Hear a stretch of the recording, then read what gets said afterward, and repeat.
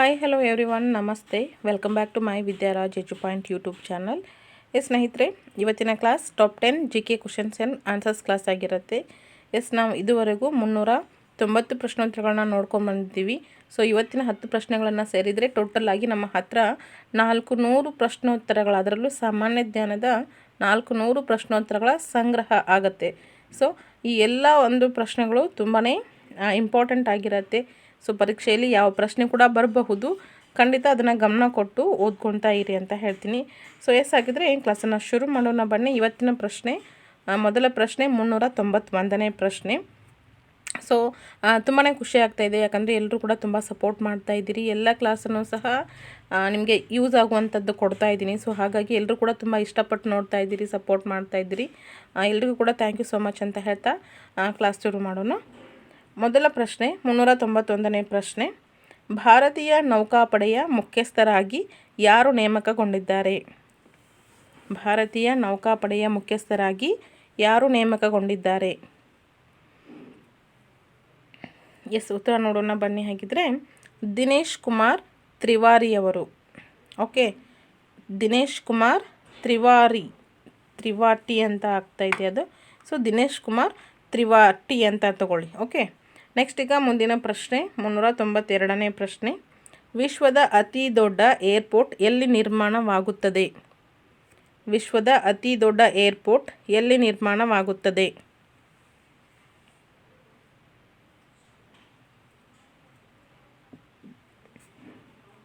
ತುಂಬ ಜನರು ಇನ್ನೂ ಕೂಡ ಟೆಲಿಗ್ರಾಮ್ ಚಾನಲ್ಗೆ ಜಾಯ್ನ್ ಆಗಿಲ್ಲ. ಸೊ ಅಲ್ಲಿ ಹೇಗೆ ಜಾಯ್ನ್ ಆಗೋದು ಅಂತ ಕೇಳ್ತಾ ಇದ್ದೀರಿ. ಗೊಂದಲ ಮಾಡ್ಕೊಳ್ಬೇಡಿ. ನಮ್ಮ ಪ್ರತಿಯೊಂದು ವಿಡಿಯೋ ಏನು ನೋಡ್ತಾ ಇದ್ದೀರಿ ನೀವು, ಅದರ ಡಿಸ್ಕ್ರಿಪ್ಷನ್ ಬಾಕ್ಸ್ ಅಂತ ಇರುತ್ತೆ ನೋಡಿ ಕೆಳಗಡೆ. ಸೊ ಅದನ್ನು ಕ್ಲಿಕ್ ಮಾಡಿ, ಅಲ್ಲಿ ಟೆಲಿಗ್ರಾಮ್ ಚಾನಲ್ ಲಿಂಕ್ ಅಂತ ಇರುತ್ತೆ. ಸೊ ಬ್ಲೂ ಕಲರಲ್ಲಿ ನಿಮಗೆ ಕಾಣಿಸುತ್ತೆ. ಆ ಬ್ಲೂ ಕಲರ್ ಮೇಲೆ ನೀವು ಕ್ಲಿಕ್ ಮಾಡಿ, ಅದು ನಿಮ್ಮನ್ನ ಟೆಲಿಗ್ರಾಮ್ ಒಂದು ಆ್ಯಪ್ಗೆ ಕರ್ಕೊಂಡು ಹೋಗುತ್ತೆ. ಸೊ ಅಲ್ಲಿ ವಿದ್ಯಾರಾಜ್ ಎಜು ಪಾಯಿಂಟ್ ಅಂತ ಇರುತ್ತೆ.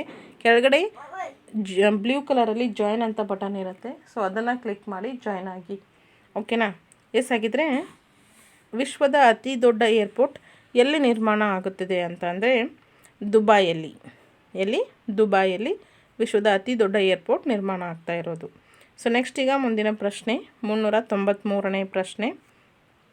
ಅಮೆರಿಕಾದ ಕಂಟೆಂಟ್ ಫುಲ್ ಕಂಪನಿ CEO ಆಗಿ ಯಾರು ನೇಮಕಗೊಂಡಿದ್ದಾರೆ? ಅಮೆರಿಕಾದ ಕಂಟೆಂಟ್ ಫುಲ್ ಕಂಪನಿ CEO ಆಗಿ ಯಾರು ನೇಮಕಗೊಂಡಿದ್ದಾರೆ ಅಂತಕ್ಕಂಥದ್ದು.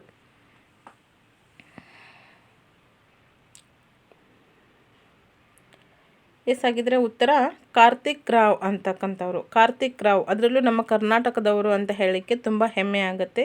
ಸೊ ಕಾರ್ತಿಕ್ ರಾವ್ ಅಂತಕ್ಕಂಥವರು ಅಮೆರಿಕಾದ ಕಂಟೆಂಟ್ ಫುಲ್ ಕಂಪನಿಯ CEO ಆಗಿ ನೇಮಕಗೊಂಡಿದ್ದಾರೆ ಅಂತಕ್ಕಂಥದ್ದು. ಸೊ ನೆಕ್ಸ್ಟ್ ಈಗ ಮುಂದಿನ ಪ್ರಶ್ನೆ 394ನೇ ಪ್ರಶ್ನೆ. ಕರ್ನಾಟಕ ರಾಜ್ಯ ಮಾನವ ಹಕ್ಕುಗಳ ಆಯೋಗದ ಹಂಗಾಮಿ ಅಧ್ಯಕ್ಷರಾಗಿ ಯಾರು ನೇಮಕಗೊಂಡಿದ್ದಾರೆ? ಕರ್ನಾಟಕ ರಾಜ್ಯ ಮಾನವ ಹಕ್ಕುಗಳ ಆಯೋಗದ ಹಂಗಾಮಿ ಅಧ್ಯಕ್ಷರಾಗಿ ಯಾರು ನೇಮಕಗೊಂಡಿದ್ದಾರೆ?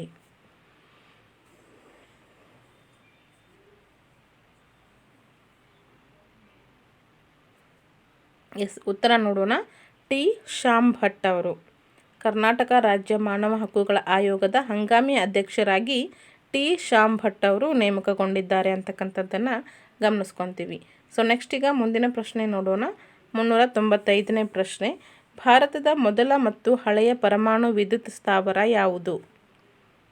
ಭಾರತದ ಮೊದಲ ಮತ್ತು ಹಳೆಯ ಪರಮಾಣು ವಿದ್ಯುತ್ ಸ್ಥಾವರ ಯಾವುದು?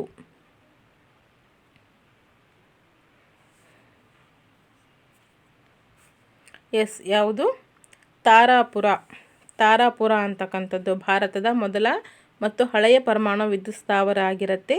ಇರೋದು ಮಹಾರಾಷ್ಟ್ರದಲ್ಲಿ. ಸೊ ಇದನ್ನು ಸ್ವಲ್ಪ ಗಮನಿಸ್ಕೊಳ್ಳಿ. ಸೊ ನೆಕ್ಸ್ಟ್ ಈಗ ಮುಂದಿನ ಪ್ರಶ್ನೆ 396ನೇ ಪ್ರಶ್ನೆ. ಇಂದ್ರ ಇದು ಯಾವ ದೇಶಗಳ ನಡುವೆ ಸಮರಾಭ್ಯಾಸವಾಗಿದೆ? ಇಂದ್ರ ಇದು ಯಾವ ದೇಶಗಳ ನಡುವಿನ ಸಮರಾಭ್ಯಾಸವಾಗಿದೆ ಅಂತಕ್ಕಂಥದ್ದು ಪ್ರಶ್ನೆ.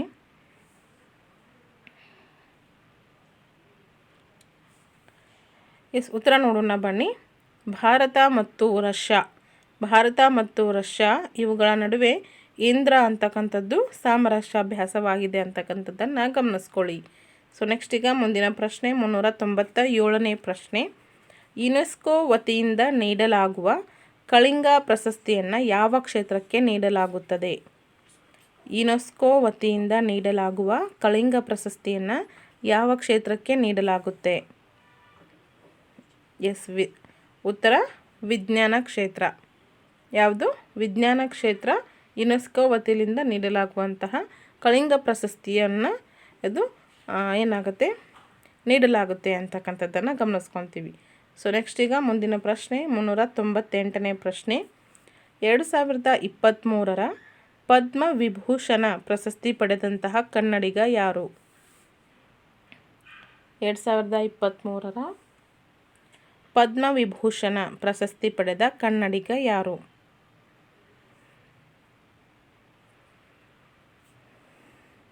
ಉತ್ತರ ನೋಡೋಣ ಬನ್ನಿ. ಎಸ್ ಎಂ ಕೃಷ್ಣ ಅವರು. ಎಸ್ ಎಂ ಕೃಷ್ಣ ಅವರು 2023ರ ಪದ್ಮವಿಭೂಷಣ ಪ್ರಶಸ್ತಿ ಪಡೆದಂತಹ ಕನ್ನಡಿಗರಾಗಿರ್ತಾರೆ. ಸೊ ನೆಕ್ಸ್ಟ್ ಈಗ ಮುಂದಿನ ಪ್ರಶ್ನೆ 399ನೇ ಪ್ರಶ್ನೆ. ವಿದೇಶದಿಂದ ಸಚಿವ ಸಂಪುಟ ನಡೆಸಿದ ಮೊದಲ ಮುಖ್ಯಮಂತ್ರಿ ಯಾರು? ವಿದೇಶದಿಂದ ಸಚಿವ ಸಂಪುಟ ನಡೆಸಿದ ಮೊದಲ ಮುಖ್ಯಮಂತ್ರಿ ಯಾರು? ಪ್ರತಿಯೊಂದು ಕ್ಲಾಸಲ್ಲಿ ನಿಮಗೆ ಹೇಳ್ತಾ ಬರ್ತಾ ಇದ್ದೀನಿ. 500 ಕ್ವಶನ್ಸು ಕಂಪ್ಲೀಟ್ ಆದ ನಂತರ ಇದ್ರದ್ದು ಒಂದು PDF ನಿಮಗೆ ಸಿಗುತ್ತೆ. ಬೇಕು ಅಂದವರು ಖಂಡಿತ ಕಾಮೆಂಟಲ್ಲಿ ನೀವು ತಿಳಿಸ್ಬೋದು. ಬೇಕು ಅಂದವರಿಗೆ ಇದನ್ನು ತಲುಪಿಸ್ಲಿಕ್ಕೆ ನಾನು ಪ್ರಯತ್ನ ಮಾಡ್ತೀನಿ. ಓಕೆ, ಹಾಗಿದ್ರೆ ಉತ್ತರ ನೋಡೋಣ ಬನ್ನಿ. ನವೀನ್ ಪಟ್ನಾಯಕ್ ವಿದೇಶದಿಂದ ಸಚಿವ ಸಂಪುಟ ನಡೆಸಿದಂತಹ ಮೊದಲ ಮುಖ್ಯಮಂತ್ರಿ ನವೀನ್ ಪಟ್ನಾಯಕ್ ಆಗಿರ್ತಾರೆ. ಸೊ ಹಾಗೆಯೇ ಈ ಒಂದು ಕ್ಲಾಸ್ನ ಕೊನೆಯ ಪ್ರಶ್ನೆ 400ನೇ ಪ್ರಶ್ನೆ. ತುಂಬ ಖುಷಿ ಆಗ್ತಾಯಿದೆ. 400 ಪ್ರಶ್ನೆಗಳನ್ನು ನಾವು ಪೂರೈಸಿದ್ದೀವಿ ಅಂತಂದರೆ ತುಂಬ ಖುಷಿ ಆಗ್ತಾಯಿದೆ. ಹಾಗಿದ್ರೆ ಪ್ರಶ್ನೆ ನೋಡಿ. ಸಿಯಾಚಿನ್ಗೆ ನಿಯೋಜನೆಯಾದಂತಹ ಮೊದಲ ಭಾರತೀಯ ಮಹಿಳಾ ಸೇನಾ ಅಧಿಕಾರಿಣಿ ಯಾರು? ಸಿಯಾಚಿನ್ಗೆ ನಿಯೋಜನೆಯಾದಂತಹ ಮೊದಲ ಭಾರತೀಯ ಮಹಿಳಾ ಸೇನಾ ಅಧಿಕಾರಿಣಿ ಯಾರು? ಯಾರು ಅಂತ ನೋಡೋಣ. ಉತ್ತರ ಶಿವಾ ಚೌಹಾಣ್ ಅಂತಕ್ಕಂಥವ್ರು. ಶಿವಾ ಚೌಹಾಣ್ ಅಂತಕ್ಕಂಥವರು ಸಿಯಾಚಿನ್ಗೆ ನಿಯೋಜನೆ ಆದಂತಹ ಮೊದಲ ಭಾರತೀಯ ಮಹಿಳಾ ಸೇನಾ ಅಧಿಕಾರಿನೇ ಆಗಿರ್ತಾರೆ ಅಂತಕ್ಕಂಥದ್ದು ತುಂಬ ಖುಷಿ ಆಗ್ತಕ್ಕಂತಹ ವಿಷಯ.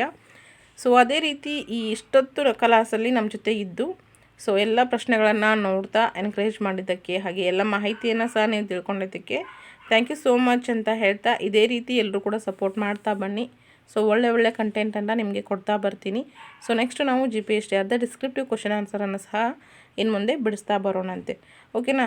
Thank you so much. ಎಲ್ರಿಗೂ ಕೂಡ ಈ ಒಂದು ಮಾಹಿತಿ ಇಷ್ಟ ಅನಿಸಿದರೆ ಲೈಕ್ ಮಾಡಿ, ಶೇರ್ ಮಾಡಿ, ಸಬ್ಸ್ಕ್ರೈಬ್ ಮಾಡ್ಕೊಳ್ಳಿ. ಹಾಗೆಯೇ ನಿಮ್ಮ ಅನಿಸಿಕೆಯನ್ನು ತಪ್ಪದೇ ಕಾಮೆಂಟಲ್ಲಿ ಬರೆದು ತಿಳಿಸಿ.